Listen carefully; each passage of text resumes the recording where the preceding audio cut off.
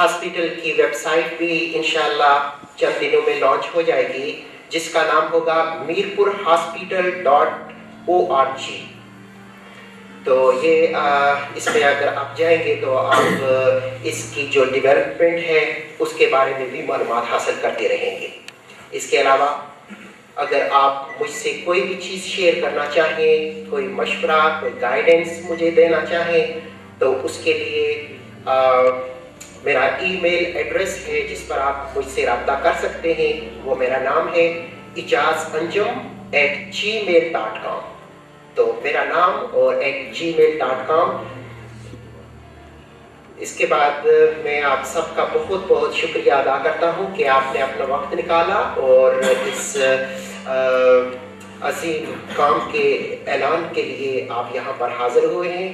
اللہ تعالیٰ آپ کو ہمیشہ خوش رکھے۔ یہاں پہ میں ایک بات شیئر کرنا چاہتا ہوں، بلکہ شیئر کہ اگر آپ کے ذہن میں کوئی کوشچن ہے، Q&A session, it is interactive session, کسی کے ذہن میں کوئی سوال ہے، ڈاکٹر صاحب is here to answer you please, regarding IV fertilization, regarding test tube babies, regarding this project, کوئی بھی آپ کے ذہن میں کوشچن ہے، we are in front of you.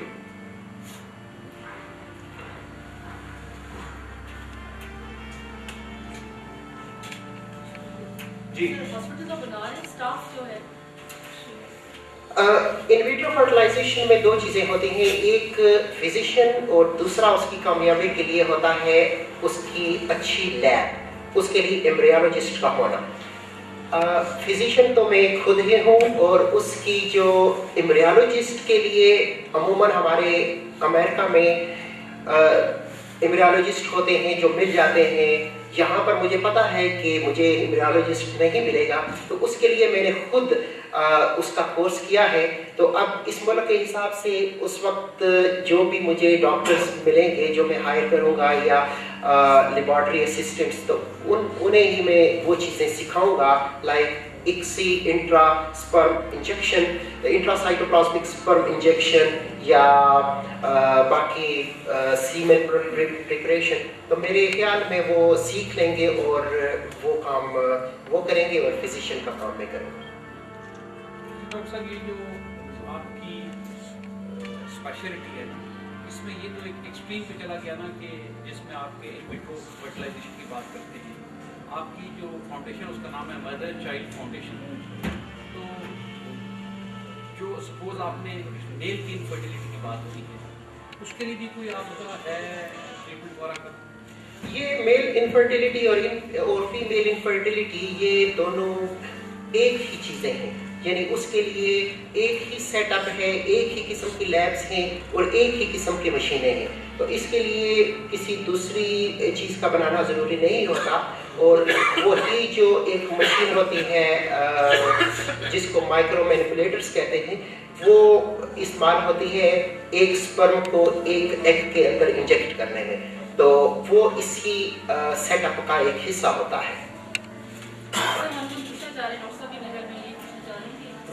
Basically جو بھی انفرٹیلٹی ہے جو آپ بات کر رہے ہیں IVF کی، وہ تو بہت ایکسٹریم پہ جا کے بات ہوتی ہے۔ اس سے پہلے جو بیس لائن آپ انویسٹیگیشنس کرواتے ہیں یا ٹریٹمنٹ کرتے ہیں پرائمری اور سیکنڈری انفرٹیلٹی کے لیے، کیا وہ تمام سہولیات بھی ہوں گی؟ Like will you have gynaecologist with you, will you have some lab normal lab with you beside this your? Exactly, اس میں یہ ہے کہ جو نارمل وومن کیئر ہے، prenatal care, postnatal care, deliveries, caesarean section اور neonatology, care of the newborn baby, یہ ساری چیزیں اس ہاسپٹل کا حصہ ہوں گی۔ اور جو میری اسپیشلٹی ہوگی، اسپیشلی کیونکہ میں خود بھی کچھ نہ کچھ کرنا چاہتا ہوں، یہاں پر میل گائنیکالوجسٹ اتنے سکسیسفل نہیں ہیں، لیکن انفرٹیلٹی کی سائڈ پر میں سمجھتا ہوں کہ شاید چونکہ لوگوں کو ضرورت ہوتی ہے، اور پاکستان میں جو کچھ ڈاکٹر میل ڈاکٹر کر رہے ہیں انہیں دیکھ کر میں سمجھتا ہوں کہ شاید میں بھی کامیاب ہو جاؤں گا اس انفرٹیلٹی کے حوالے سے۔ تو ایگزیکٹلی فیمیل ڈاکٹرز بھی ہوں گی، نرسز بھی ہوں گی، وہ ساری جو فیمیل ریپروڈکٹیو کیئر کی چیزیں ہیں اس کو ہم ڈیل کریں گے، اور انفرٹیلٹی کو میں خود ڈیل کروں گا۔ ویسے ڈاکٹر صاحب ایک بات میں آبزرویشن ایک بات آپ کو بتاتا ہوں، آپ کہتے ہیں کہ ہماری سوسائٹی کے اندر मेल गायनेकोलॉजिस्ट कामयाब नहीं हो सकता। हमसे ज़्यादा कंजर्वेटिव सोसाइटी है पठानों की ना, और जब मैं मेडिकल स्टूडेंट था तो उस वक्त वहाँ पर एक most popular doctor mail gynaecologist Shafiq है इसका नाम था, he was the most popular gynaecologist. और जब उस वक्त आज से 10-20-30 साल पहले एक मेल गायनेकोलॉजिस्ट कामयाब हो सकता है, मैं समझता हूँ कि हमारी सोसाइटी इतनी कंजर्वेटिव नहीं है। अल्हम्दुलिल्लाह देखें, डॉक्टर होता है, चाहे मेल हो फीमेल हो, और हाँ एथिकली वो दुरुस्त हो, अच्छा हो, क्योंकि उसने पेशेंट को ट्रीट करना होता है। फीमेल एज अ पेशेंट आती है आपके पास है, तो मैं समझता हूँ कि एनलाइटमेंट के साथ साथ इंशाअल्लाह ताला ऐसा वक्त आ गया है, अगर आप कॉम्पिटेंट हैं, लायक हैं, और आपके पास स्पेशल टेक्निक्स हैं किसी पेशेंट को ट्रीट करने की, तो आप कामयाब हो सकते हैं।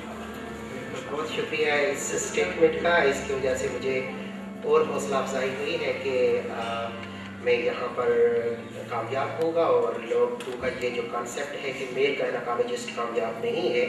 इसमें डॉक्टर एक क्वेश्चन जो है जो कि आम सोसाइटी में किया जाता है, रिलीजियस पॉइंट ऑफ व्यू से टेस्ट ट्यूब बेबीज का क्या कंसेप्ट है, ये अगर आप हाँ, इसके बारे में दो चीज़ें हैं। एक है कि जो हम अमेरिका में मैं तो नहीं करता, लेकिन जो दूसरे डॉक्टर्स करते हैं उसमें होता है डोनेटेड एग, डोनेटेड स्पर्म और डोनेटेड एम्ब्रियोज। वो चीज़ नहीं होनी चाहिए। तो वो हमारे रिलीजन में वो उसकी इजाज़त नहीं है।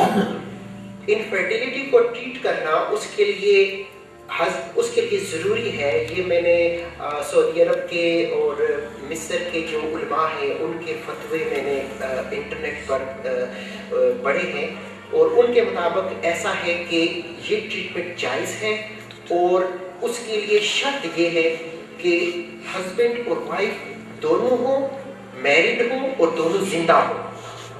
फ्रोज़न एग और फ्रोज़न स्पर्म्स वो एक्सेप्टेबल नहीं है अगर उनमें से कोई एक फोर्थ हो चुका हो। Legally allied wedded couple.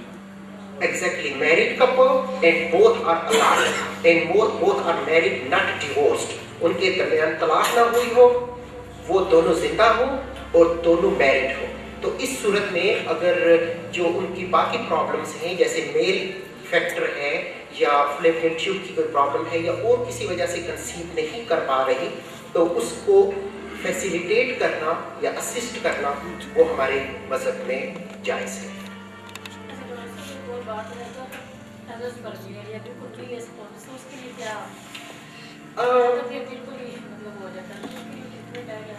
बिल्कुल, पहले तो ऐसे था कि तकरीबन 80% पीपल वो फर्टाइल होते हैं, जो 20% होते हैं वो इनफर्टाइल तस्वर किए जाते थे, मगर अब इस टेक्नोलॉजी की वजह से 80% से 95% तक उसका रेशो चला गया है। यानी कि 15% वो लोग जो पहले कंसीव नहीं कर पाते थे अब वो भी करते हैं, लेकिन जो 5% है रेशो वो अनएक्सप्लेन्ड इनफर्टिलिटी होती है, जिसका मतलब है कि वो बंदे हमेशा कभी भी कंसीव नहीं कर पाएंगे। जैसे अल्लाह ताला ने भी कुरान मजीद में लिखा है कि मैं जिसे चाहूँ बेटे दूँ, जिसे चाहूँ बेटियाँ दूँ, जिसे चाहूँ दोनों दूँ, जिसे चाहूँ कुछ ना दूँ। तो अब जिसे चाहूँ कुछ ना दूँ तो वो 5% तो उसका उसमें तो आता है ना, तो उसमें वो एज़ोस्पर्मिया में वो लोग बेचारे आ जाते हैं।